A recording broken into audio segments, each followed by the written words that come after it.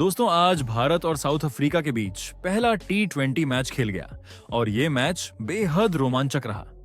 जी हां, इस वीडियो में हम आपको इस मैच का पूरा हाइलाइट्स बताएंगे, तो वीडियो को अंत तक जरूर देखें। और अगर वीडियो पसंद आया तो एक लाइक जरूर करें। लाइक टारगेट है 1000 लाइक्स।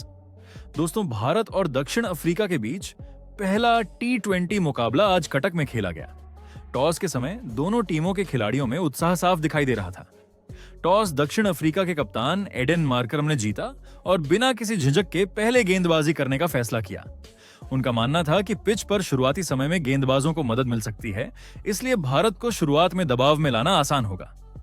भारतीय टीम की तरफ से ओपनिंग करने उतरे अभिषेक शर्मा और उपकप्तान शुभमन गिल। सभी की नजरें शुभमन पर थीं, क्योंकि वह चोट से वापस लौटे थे और हर कोई उम्मीद कर रहा था कि वह शानदार पारी खेलेंगे। दक्षिण अफ्रीका की ओर से पहला ओवर डालने आए लुंगी एनगिडी। उन्होंने अपनी दूसरी ही गेंद पर शुभमन गिल को एक चौका दे दिया। गिल ने थोड़ा सा रूम बनाकर थर्ड मैन की दिशा में गेंद को स्लाइस किया और बाउंड्री निकाल ली। ऐसा लगा कि उनकी पारी अच्छी चलेगी, लेकिन अगली ही गेंद पर कहानी बदल गई। एनगिडी की लेंथ गेंद मिडिल और लेग की लाइन पर पड़ी। गिल थोड़ा बाहर हटकर गेंद को टाइम करते हुए मिड ऑफ के ऊपर से खेलना चाहते थे, लेकिन उन्हें बिल्कुल भी टाइमिंग नहीं मिली। गेंद हवा में काफी ऊंची चली गई और यानसन ने अपने दाएं ओर 2-3 कदम चलते हुए बेहद आसान कैच लपक लिया। ऐसा लगा कि गेंद रुककर आई और उछाल भी थोड़ी ज्यादा थी, जिस कारण गिल शॉट को पूरी तरह नियंत्रित नहीं कर पाए। चोट से वापसी कर रहे गिल के लिए यह निराशाजनक शुरुआत रही। वे सिर्फ 4 रन बनाकर आउट हो गए और भारत का स्कोर शुरुआती ओवर में ही 1 विकेट पर 4 रन हो गया। अब बल्लेबाजी करने आए भारतीय कप्तान सूर्यकुमार यादव। उनके आने के बाद अभिषेक और सूर्या दोनों ने थोड़ी संभल कर बल्लेबाजी शुरू की। पहले ओवर में भारत को 6 रन मिले, लेकिन यानसन का दूसरा ओवर बेहद कसा हुआ रहा, जिसमें भारत सिर्फ 1 रन ही जोड़ पाया। दक्षिण अफ्रीकी गेंदबाजन शुरू से ही लाइन लेंथ पर टिके रहे और भारतीय 1 रन ही जोड़ पाया। तीसरे ओवर में आखिरकार सूर्यकुमार यादव ने हाथ खोलने शुरू किए। ओवर की दूसरी गेंद पर उन्होंने मिड विकेट के ऊपर से शानदार चौका लगाया। अगली ही गेंद पर उन्होंने अपने अंदाज में एक बेहतरीन छक्का जड़ दिया। यह गेंद फुल लेंथ पर थी और पैड पर आ रही थी, जो सूर्या का पसंदीदा एरिया माना जाता है। उन्होंने गेंद को अपने पैड से पिक करते हुए डीप स्क्वायर लेग के ऊपर से काफी दूर भेज दिया।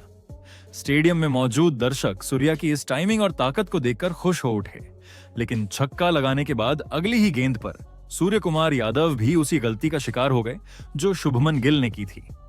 गेंद गुड लेंथ पर ऑफ स्टंप के पास पड़ी और सूर्या ने इसे हल्के हाथ से मिड ऑन के ऊपर चिप करने की कोशिश की। गेंद पिच पर थोड़ी रुककर आई, उन्हें फिर से टाइमिंग नहीं मिली और गेंद सीधी हवा में चली गई। इस बार मार्करम ने मिड ऑन पर आसान कैच पकड़कर भारतीय कप्तान को पवेलियन भेज दिया। सूर्या ने 12 रन बनाए और भारत 17 रन पर अपने दोनों मुख्य बल्लेबाज खो चुका था। पावर प्ले में इतने समान तरीके से 2 विकेट गिरना भारतीय टीम के लिए बड़ा झटका था। इसके बाद बल्लेबाजी करने आए युवा खिलाड़ी तिलक वर्मा। उसी ओवर की चौथी गेंद पर अभिषेक शर्मा ने यानसन की शॉर्ट गेंद को पुल करते हुए शानदार छक्का लगाया। यह शॉट भारत की पारी में पहली बार आत्मविश्वास लाता दिखा और दर्शकों ने भी जोरदार तालियां बजाईं। चौथा ओवर डालने आए लुथो सिपामला। उनकी पहली गेंद विकेट कीपर के पास से निकलकर बायज में 4 रन के रूप में भारत को मिल गई। हालांकि इसके बाद सिपामला ने बेहद सटीक गेंदबाजी की और अगली 5 गेंदों में भारत सिर्फ 4 रन ही जोड़ पाया। भारतीय बल्लेबाजों को उनकी लाइन लेंथ समझने में दिक्कत आई और रन बनाना मुश्किल हो गया। इस ओवर से भारत को कुल 6 रन मिले। पहले 5 ओवरों में भारत की शुरुआत काफी धीमी और संघर्षपूर्ण रही। दोनों शीर्ष बल्लेबाज जल्दी आउट हो गए थे और जो खिलाड़ी क्रीज पर थे उन्हें भी दक्षिण अफ्रीका की गेंदबाजी के सामने आसान नहीं लग रहा था। 5 ओवर के बाद भारत का स्कोर 32 रन पर 2 विकेट था और टीम को आगे अच्छी साझेदारी की जरूरत थी ताकि पारी को स्थिर किया जा सके। पावर प्ले का आखिरी यानी छठा ओवर फेंकने आए मार्को यानसन। भारत को शुरुआती झटकों के बाद अब तिलक वर्मा और अभिषेक शर्मा से उम्मीद थी कि वे रन गति बढ़ाएंगे। ओवर की दूसरी गेंद पर तिलक ने बेहतरीन टाइमिंग के साथ मिड विकेट की दिशा में चौका जड़ दिया। गेंद बल्ले पर इतनी शानदार आई कि फील्डर को हिलने का भी मौका नहीं मिला। फिर ओवर की आखिरी गेंद भी तिलक ने उसी आत्मविश्वास के साथ खेली और एक और चौका लगा दिया। ओवर से कुल 8 रन आए और इसके साथ ही पावर प्ले के 6 ओवर खत्म हुए। भारत का स्कोर था 40 रन पर 2 विकेट। यह भी दिलचस्प रहा कि पहली बार अभिषेक शर्मा ने पूरा पावर प्ले खेल लिया, लेकिन इसके बावजूद रन सिर्फ 40 ही बने। यह शुरुआत भारत के हिसाब से थोड़ी धीमी मानी गई, क्योंकि टीम ने 2 विकेट भी गंवा दिए थे और रन गति भी बहुत तेज नहीं थी। लेकिन 7वें ओवर में माहौल थोड़ा बदला। सिपामला गेंदबाजी करने आए और अभिषेक ने आते ही उन पर प्रहार शुरू कर दिया। उन्होंने लगातार 2 गेंदों पर खूबसूरत चौके जमाए, एक एक्स्ट्रा कवर दिशा में और दूसरा मिड विकेट के ऊपर से। ऐसा लगने लगा कि अब भारत की पारी गति पकड़ने वाली है। दर्शक भी उत्साहित हो उठे थे, क्योंकि अभिषेक के शॉट काफी आकर्षक थे। मगर सिपामला ने तुरंत वापसी की। अगली ही गेंद स्लोअर लेंथ पर लेग स्टंप की तरफ फेंकी गई। अभिषेक सफल होकर अंदर आए और गेंद को फाइन लेग की दिशा में हेल्प करने का प्रयास किया, लेकिन गेंद में इतनी रफ्तार नहीं थी कि वह बाउंड्री तक जा सके। गेंद हवा में तैरती हुई फाइन लेग के पास जा रही थी। यानसन ने तेजी से बाएं ओर दौड़ लगाई और डाइव लगाकर एक शानदार कैच पकड़ लिया।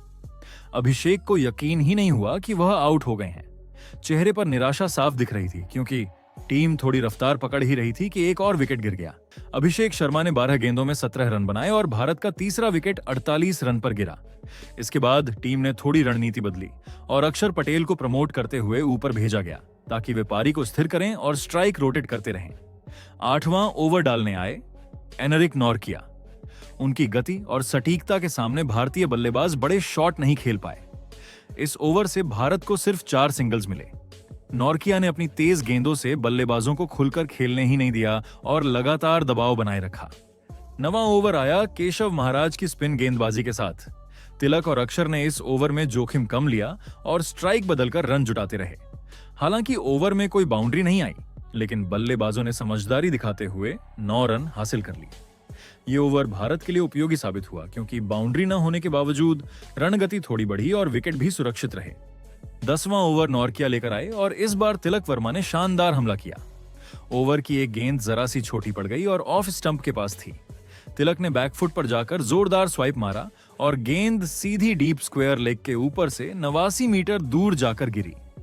यह छक्का इतना लंबा था कि गेंद स्टेडियम की छत पर टकराकर बाहर चली गई। चौथे अंपायर को नई गेंद की बॉक्स लेकर मैदान में आना पड़ा। तिलक की इस ताकत ने दर्शकों को रोमांचित कर दिया और भारतीय डगआउट में भी उत्साह बढ़ा। हालांकि इस ओवर में छक्के के अलावा कोई बड़ा शॉट नहीं आया। बाकी गेंदों पर बल्लेबाजों ने सावधानी बरती और सिंगल डबल लेकर ओवर से कुल 8 रन निकाले, जो स्थिति के हिसाब से ठीक था। पहले 10 ओवर पूरे होने के बाद भारत का स्कोर 71 रन पर 3 विकेट था। टीम मुश्किल शुरुआत के बाद अब थोड़ा संभली हुई दिखाई दे रही थी। हालांकि रन गति अभी भी बहुत तेज नहीं थी, लेकिन पारी का मध्य हिस्सा स्थिर जरूर हो गया था। 11वां ओवर डालने आए स्पिनर डोनोवन फेरेरा। भारतीय बल्लेबाज इस समय रन गति बढ़ाने की कोशिश कर रहे थे, लेकिन फेरेरा की सटीक स्पिन गेंदबाजी के सामने उन्हें कोई बड़ी गेंद खेलने का मौका नहीं मिला। इस ओवर में एक भी बाउंड्री नहीं आई और भारत को केवल 5 रन ही मिल सके। इसी बीच मैदान पर ओस भी उतरनी शुरू हो चुकी थी।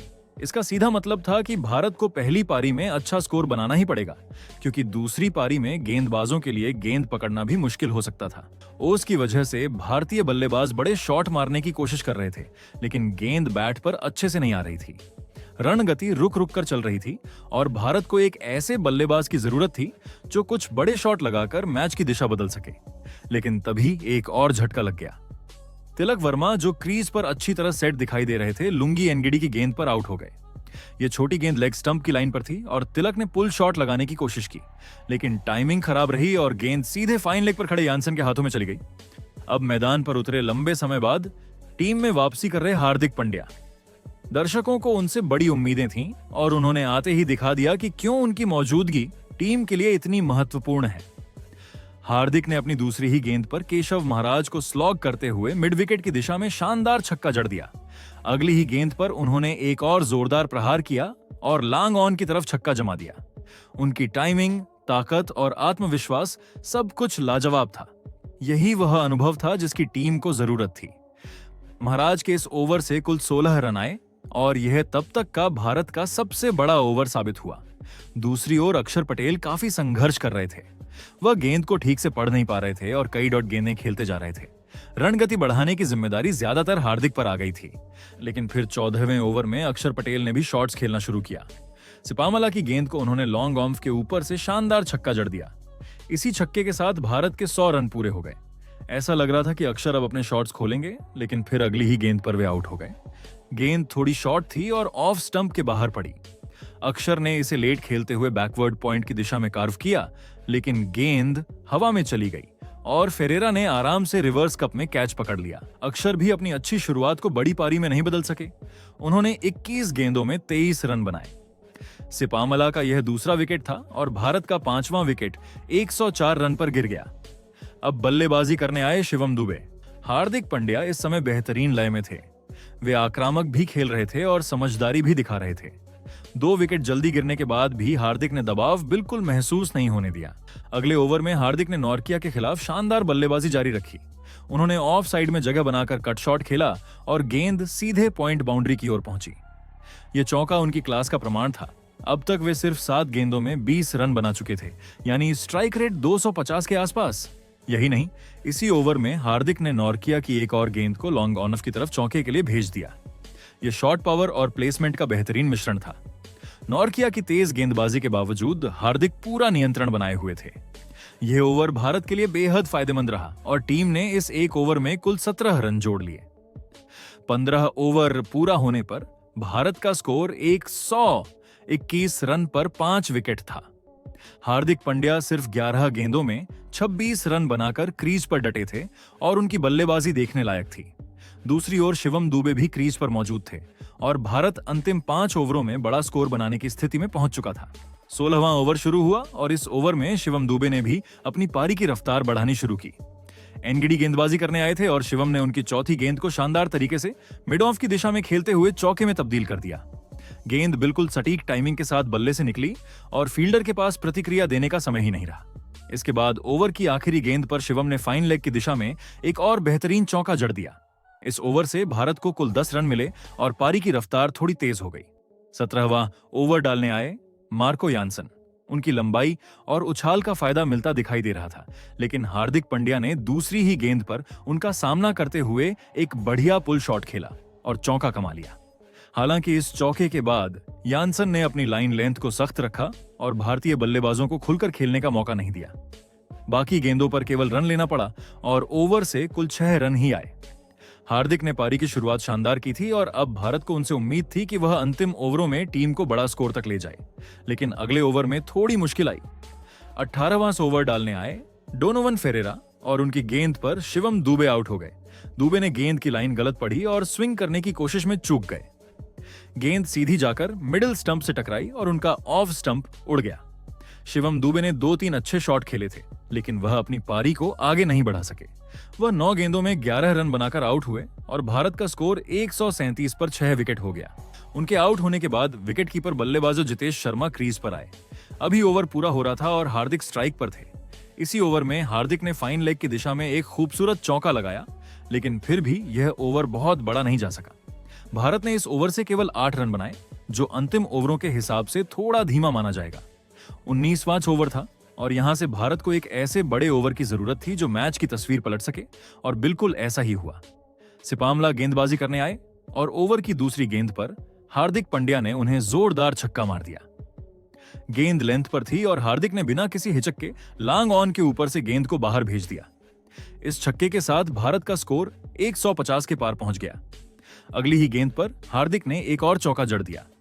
यह शॉर्ट गेंद थी और उन्होंने इसे सीधे गेंदबाज के सिर के ऊपर से मार दिया। ओवर की आखिरी गेंद पर जितेश शर्मा ने भी अपनी उपस्थिति दर्ज कराते हुए एक शानदार छक्का लगाया। गेंद हल्की सी शॉर्ट पड़ी थी और जितेश ने स्विवल करते हुए डीप बैकवर्ड स्क्वायर लेग के ऊपर से गेंद को मैदान के बाहर भेज दिया। इस छक्के के साथ 19वें ओवर से भारत को पूरे 18 रन मिले। ये ओवर भारत की पारी का टर्निंग पॉइंट कहा जा सकता है, क्योंकि यहां से स्कोर तेजी से बढ़ा।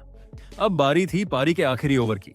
20वां ओवर डालने आए एनरिक नॉर्किया, जो अपनी तेज गेंदबाजी के लिए जाने जाते हैं। भारत को उम्मीद थी कि हार्दिक पांड्या यहां भी बड़े शॉट लगाएंगे और उन्होंने वही किया। ओवर की दूसरी गेंद पर नॉर्किया ने शॉर्ट गेंद फेंकी, बाहर ऑफ स्टंप के। हार्दिक ने बैकफुट पर जाकर देर से खेला और गेंद को थर्ड मैन के ऊपर से छक्का मार दिया। इस छक्के के साथ हार्दिक पांड्या ने सिर्फ 25 गेंदों में अपना शानदार अर्धशतक पूरा किया। ये पारी भारत को जीवित रखने वाली पारी थी और कटक का पूरा स्टेडियम तालियों और शोर से गूंज उठा। इसी ओवर की चौथी गेंद पर हार्दिक ने लॉन्ग ऑन की दिशा में एक और चौका जड़ दिया। उनकी टाइमिंग लाजवाब थी और गेंद एकदम सीधी रेखा में बाउंड्री की ओर चली गई। इस ओवर में भारत ने 12 रन हासिल किए और पारी समाप्त हुई। भारत ने 20 ओवर में 6 विकेट खोकर कुल 175 रन बनाए। खास बात यह रही कि भारत ने आखिरी 10 ओवर में लगभग 100 रन बनाए, यानी पूरी पारी का आधा हिस्सा सिर्फ अंतिम चरण में आया। इसमें सबसे बड़ी भूमिका हार्दिक पांड्या ने निभाई, जिन्होंने 28 गेंदों में नाबाद 59 रन बनाए। उनकी पारी में 6 चौके और 4 छक्के शामिल थे। वहीं दूसरे छोर पर जितेश शर्मा भी नाबाद लौटे, जिन्होंने 5 गेंदों में 10 रन बनाए।